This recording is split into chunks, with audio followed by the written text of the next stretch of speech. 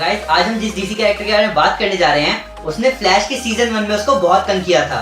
Just so we're clear, after I kill you, I'm going to kill them, and then I'm going to kill your father.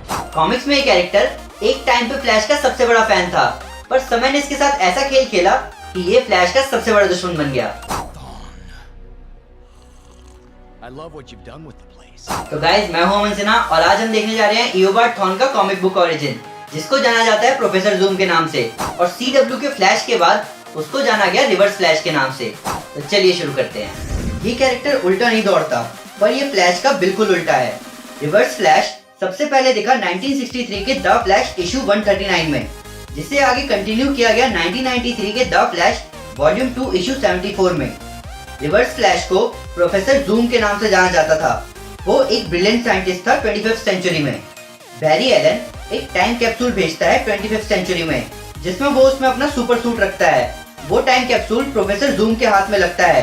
उससे पता चलता है कि suit में अभी भी सुपर स्पीड पैटर्न है, और तब प्रोफेसर जूम उस सूट को रिवर्स कलर में डाई कर देते हैं ताकि फ्लैश के लिए अपना गुस्सा दिखा सके, और अपनी पावर को यूज करते हैं फ्लैश का सबसे बड़ा विलन बनने के लिए।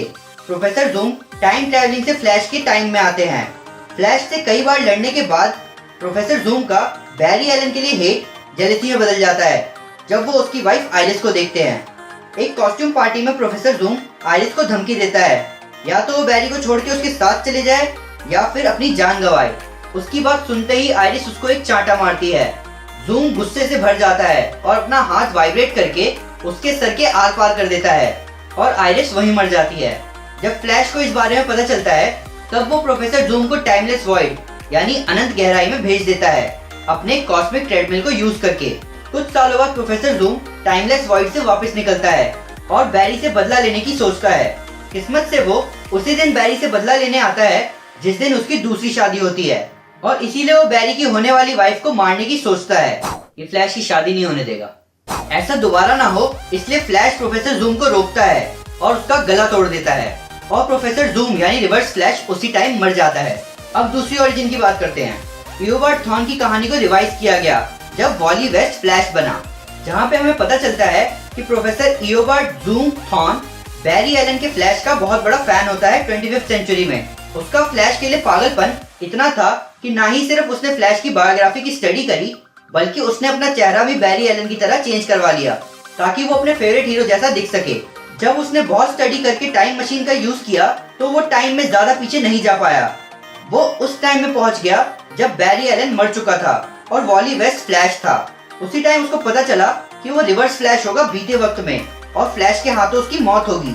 ये सब जान के उसका दिमाग खराब हो गया और उसने फैसला किया कि वो समय में पीछे जाके मरे हुए बैरी एलन की जगह ले लेगा। पर पब्लिक को बेवकूफ बनाने के बाद भी आगे जाके उसकी आइडेंटिटी के बारे में पता चल ही जाता है जब उसकी असली फ्लैश के लिए जेलसी सामने आती है। वॉली वेस्ट प्रोफेसर जूम से निपटता है और उसे उसके वक्त में वापस भेज देता है, उसकी याददाश्त मिटा के।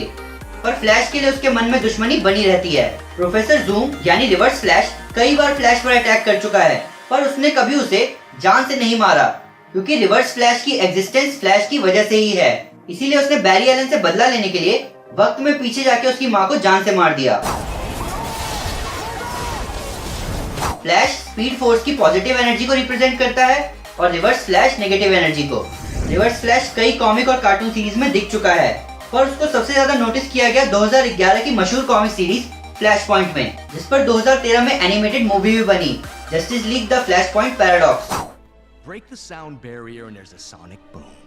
You broke the time barrier, Flash. Time boom. और पिछले कुछ सालों में हमने रिवर्स फ्लैश को देखा CW के फेमस शो द फ्लैश में, जिसको मेनली प्ले किया था मैट लेस्टर ने, पर हमें वो सबसे ज्यादा दिखा टॉम कैवेना के रूप में। Run, Barry. Run.